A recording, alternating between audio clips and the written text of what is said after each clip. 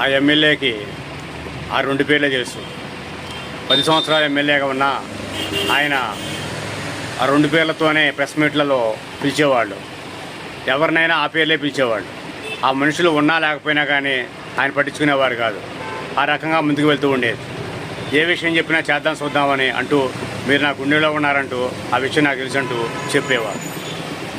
అయితే శివరాఖరి రోజుల్లో కూడా, ఏమండి మీడియా సోదరులకు ఇళ్ల స్థలాల గురించి ఏ విషయం తేల్చరేంటండి, మీ పేరు చెప్పుకుంటాం అని చెప్పని విలేకరులు అడిగితే, మనకి ఇంకా 6 నెలల టైం ఉంది, మీకు వచ్చిన ఇబ్బంది లేదు, ముందు వరుస మీదే అని చెప్పేవారు అని 4-5 ఎంఆర్ఓలు చెప్పారు.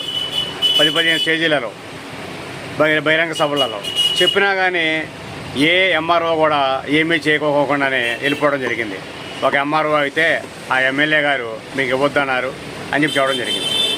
మరి ఈ రకంగా ప్రజాప్రతినిధులకు తర్వాత గెజిటెడ్ అధికారులకు మధ్య ఆ స్పేస్ ఎక్కడ మబ్బు కమ్మిన ఆ తెర ఏడున్నదనేది అర్థం కాని ప్రశ్న. అయితే చివరికి నాయకుల చేతిలో బలయ్యేది విలేకరులే అనే అంటంలో ఎలాంటి అతిశయోక్తి లేదు, సందేహం లేదు. ఇదే నిజం. ఇది ఎందుకు తేడా వస్తుందనేది తెలియదు. ఒకప్పుడు ఒక రకంగా మాట్లాడతారు, ఒకప్పుడు మరొక రకంగా మాట్లాడతారు. అది వాళ్ళకే చెల్లుతోంది. ఎందుకని అనేది అర్థం కాదు.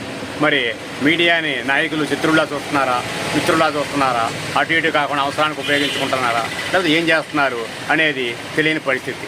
ఇది మా మీడియా సోదరుల గ్రహస్థితి అనుకోక తప్పదేమో.